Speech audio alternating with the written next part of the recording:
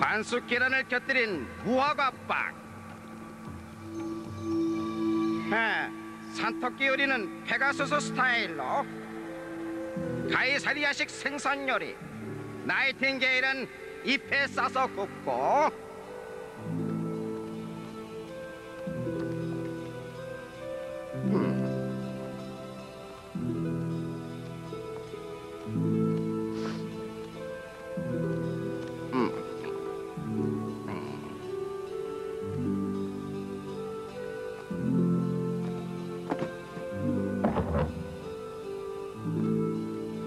비둘기와 무화과, 경단을 넣고 구운 유대산 수양구이 요리입니다.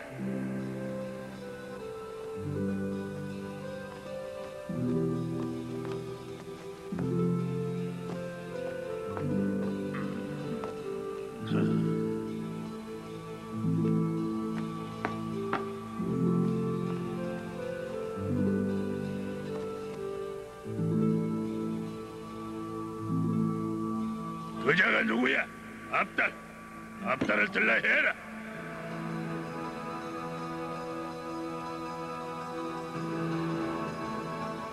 앞달, 그자가 무슨 짓을 하면 뭐라 떠들어댔느냐?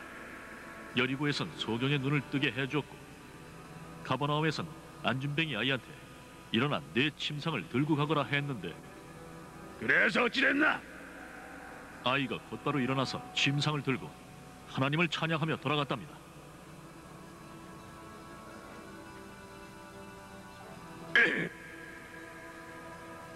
또 가나의 혼인잔치에서는 물 6동이를 포도주로 변화시켰다고 들었사옵니다. 말도 안 됩니다. 그 말을 믿지는 않겠지. 계속해봐라, 앞달, 계속해. 가버나움에서 백부장 하인의 병을 고쳤고, 나인에선 죽은 소년을 살렸으며 예루살렘에 올 때마다 놀라운 기적을 행했다고 하옵니다.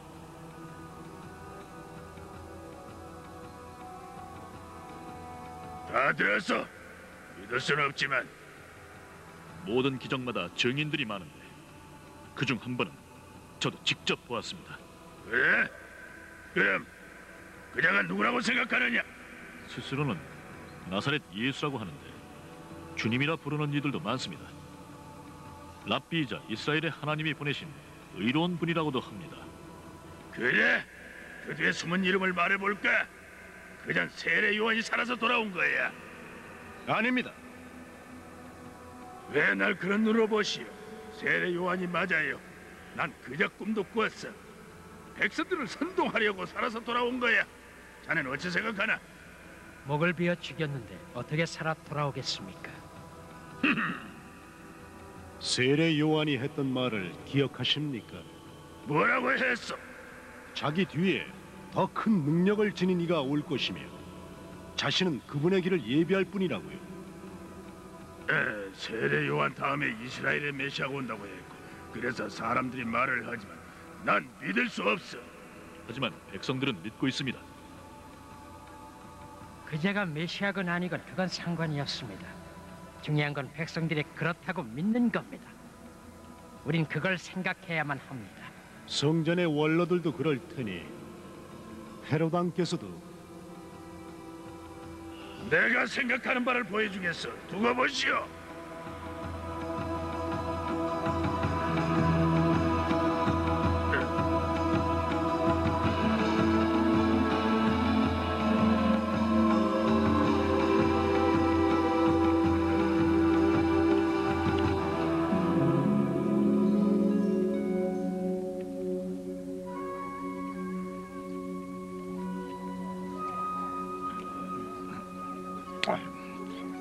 혼인잔치에 초대받았을 때 어떤 자리에 앉으려고 하느냐? 제일 좋은 자리에 앉으려고 합니다. 그래, 너희가 저마다 좋은 자리에 앉으려는 걸 보았다. 윗자리나 주인 옆자리가 좋습니다. 그런데 만약 주인이 와서 더 중요한 손님을 위해 자리를 내달라고 하면 어떻게 되겠느냐? 그러면 무한하게도 맨 끝자리로 옮겨가야 할 것이다. 차라리 맨 끝자리에 앉는다면 주인이 와서 윗자리로 올라앉으라고 할 수도 있을 텐데. 맞습니다. 그럼 여러 사람들 앞에서 으쓱해지겠지요. 누구든지 자신을 높이는 사람은 낮아지고 자기를 낮추는 사람은 높아질 것이다. 점심이나 저녁 초대를 할 때 누구를 초대하느냐? 글쎄요, 전 오늘처럼 제 친구들이나 이웃을 초대합니다. 너희는 잔치를 베풀 때에 친구나 형제나 친척이나 잘 사는 이웃 사람들을 부르지 말라. 오히려 가난한 사람, 불구자, 절름발이, 소경들을 초대하거라. 그러면 너희는 행복하다. 그들은 갚지 못할 테지만 의인들이 부활할 때에 하나님께서 대신 갚아주실 것이다. 그런 전 잔치를 열어서 친구들과 즐길 수 없겠군요. 나만의 말에 비유를 들어 대답을 하겠다. 하늘나라는 어느 임금이 자기 아들의 혼인잔치를 베푼 것에 비길 수 있다. 임금이 종들을 보내어 잔치에 초대받은 사람들을 불렀으나 놀랍게도 아무도 잔치에 오려 하지 않았다. 임금님, 분부대로 손님들을 부르러 갔습니다. 그런데 모두 올 수 없다고 합니다.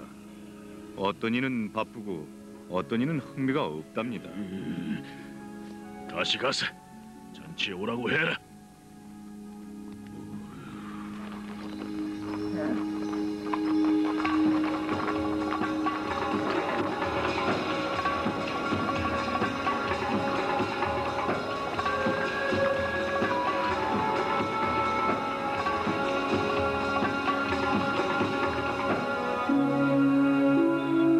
임금님께서 당신 주인을 왕자님 혼인잔치에 초대하셨습니다.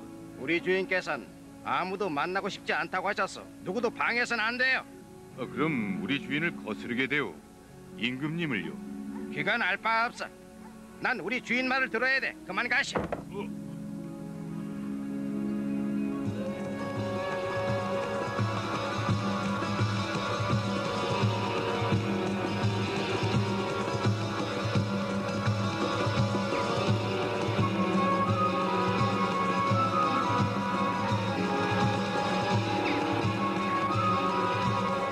저리로.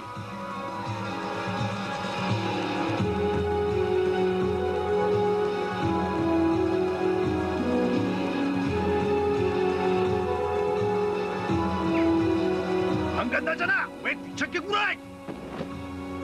다시 널씬도 하지 마.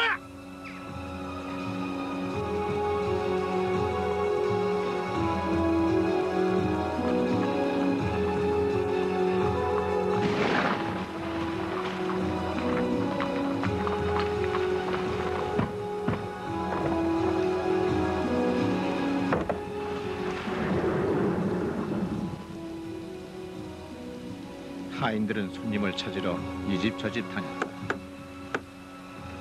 무슨 일이오? 당신 주인을 잔치에 초대하려고 왔습니다. 우리 주인은 그런 거 흥미 없어. 하지만 못 알아들으면 알아듣게 해주지.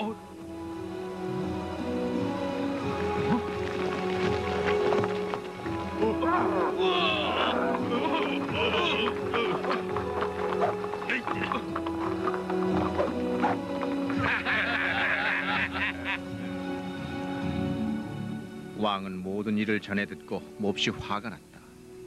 하인들을 보내서 혼인잔치에 초대했는데 쫓아내고 매질을 하고 심지어 죽이기까지 해. 이제 내 군대를 보내야겠다. 가서 그 못된 살인자들을 모조리 죽이고 그 동네를 불태워버려라.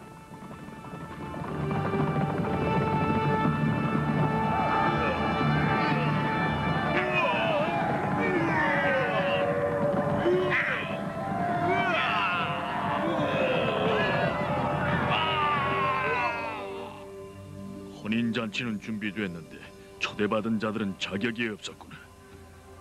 그러니 거리에 나가서 만나는 사람마다 혼인잔치에 오라고 초대해라. 그래서 하인들은 거리에 나가 나쁜 사람이나 좋은 사람이나 모두 다 초대했고 많은 사람들이 초대를 받아들여 연회장으로 향했다.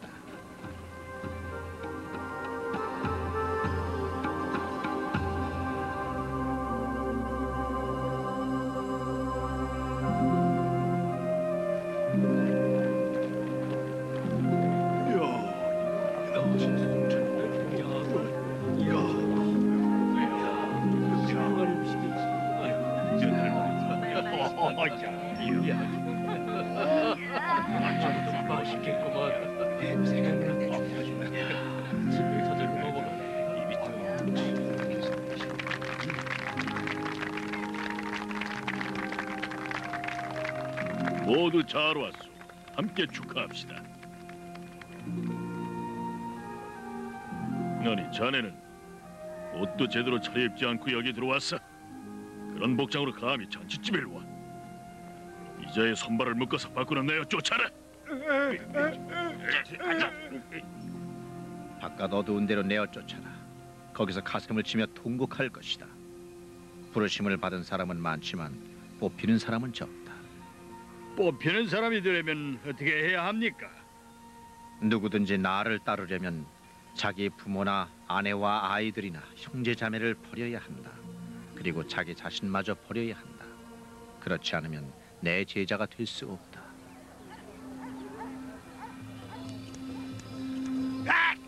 상처가 났잖아. 죄송합니다, 사케오 씨. 한 놈 팔면 돈 안 줄 거야. 사람들이 말하던데요. 당신은 돈이 무척 많다고요. 가축도 많고 아주 부자라고 말입니다. 예. 누가 그런 소리를 하고 다니던가. 응? 글쎄요.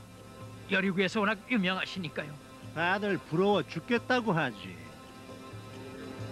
그래, 다들 부러워서 죽는다. 응? 사케오, 문 좀 여시오. 사케오, 사케오.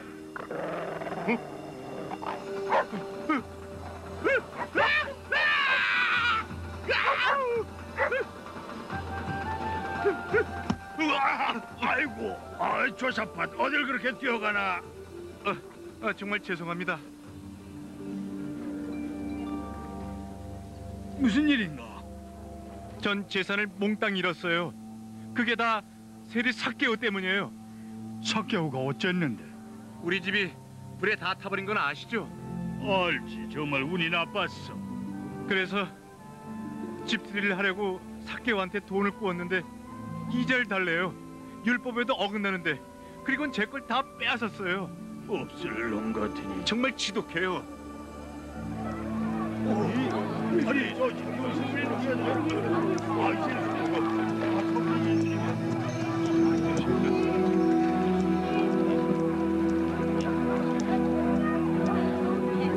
웬 소란이야? 이봐, 어딜 가? 아직 머리 손질이 안 끝났잖아. 다들 저 사람을 버리고 뛰어가네.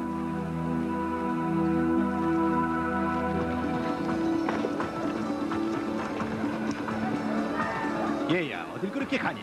예수님 보러 가요. 누구? 예수님이요. 이스라엘의 메시아요. 메시아라니? 넌 농담하냐? 아픈 사람을 낫게 하고 죽은 사람도 살려요. 뭐야? 그런 터무니없는 말을 믿어? 이런 참.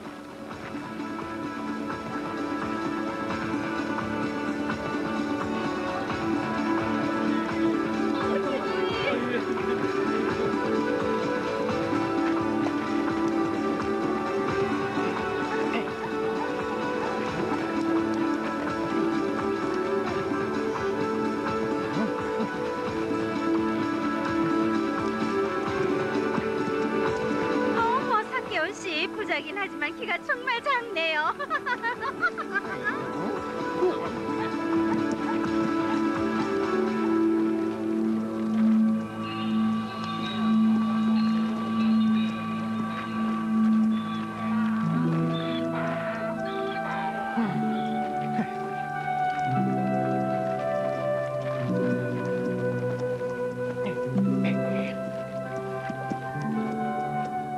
결국 왔구나, 사케오.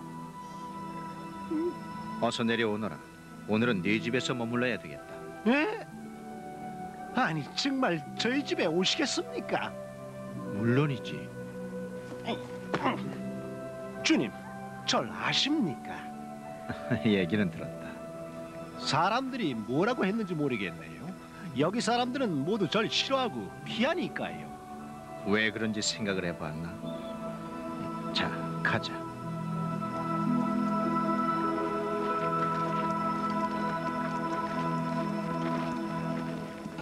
주인의 집에 머무시다니 왜 그 집을 택하셨을까?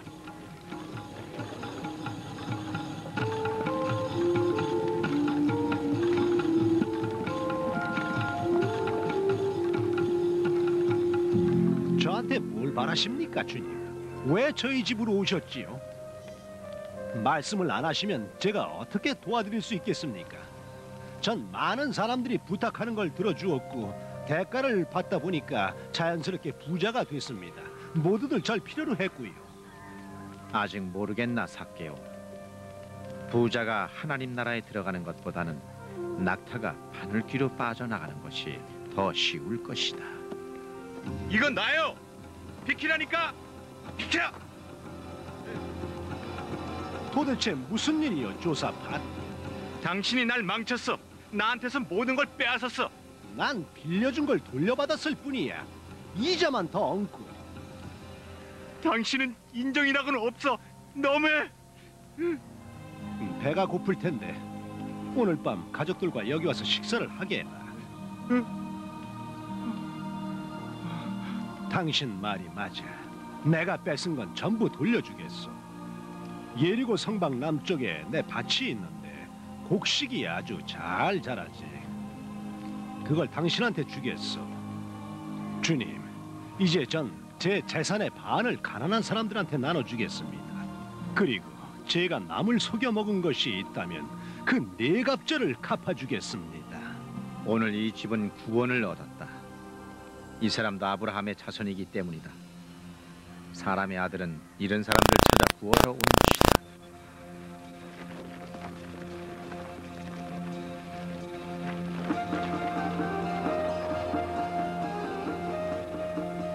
무슨 일로 오셨소?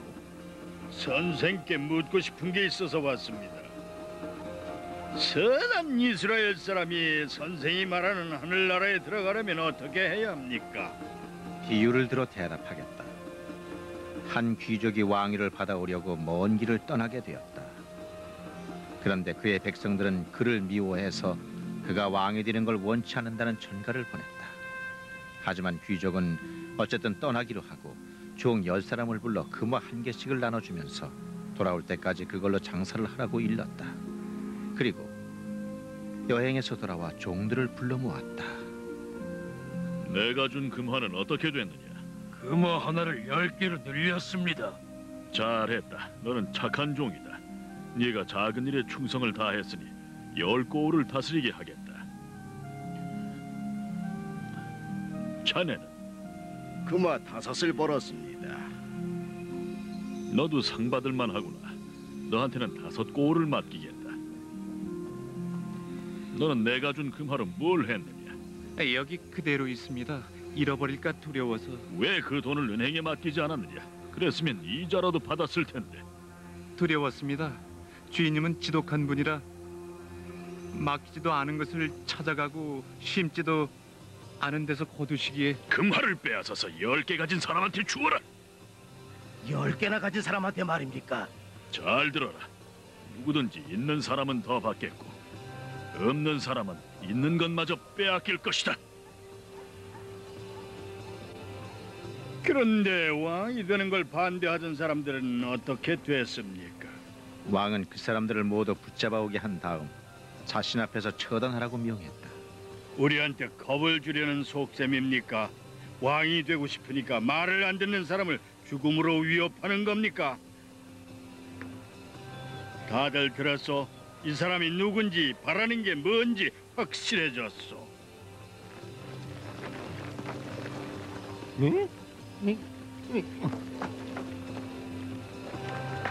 왜들 그렇게 급히 가시오? 당신 손님이 우리를 협박했어. 잘못 알아들은 거요. 비유로 말씀하신 건데.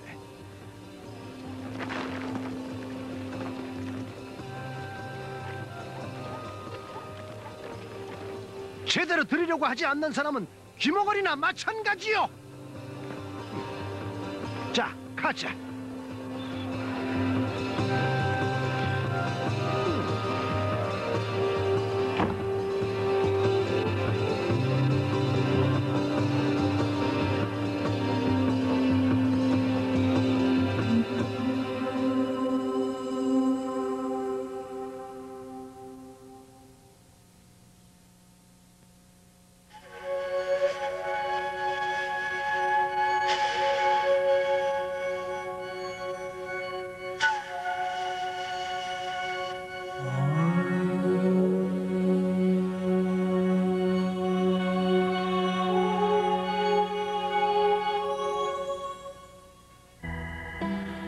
예수님에게는 수많은 증인이 있었습니다.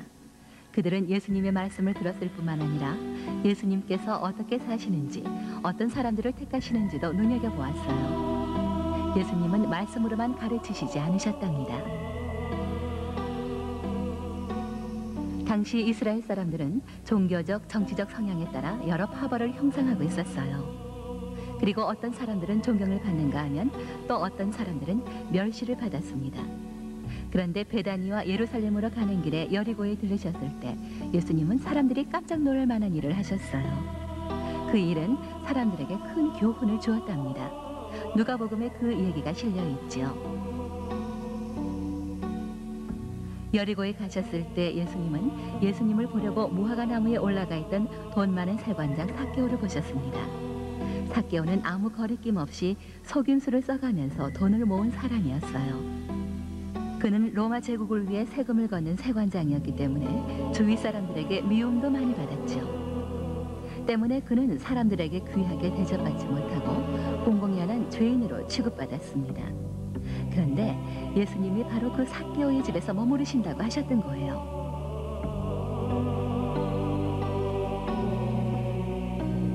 이를 보고 사람들은 죄인의 집에 들어가 묵는구나 하며 못마땅해했죠.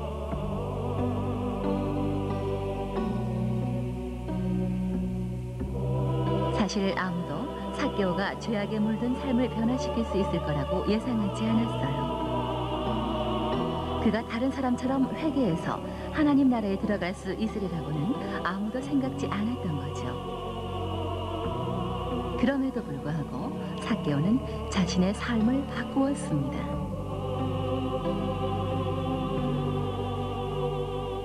그건 아무도 생각지 못했던 일이었어요. 그는 자기 재산의 반을 가난한 사람들에게 나누어주고 남을 속여먹은 것이 있다면 네 갑절을 갚아주겠다고 했습니다.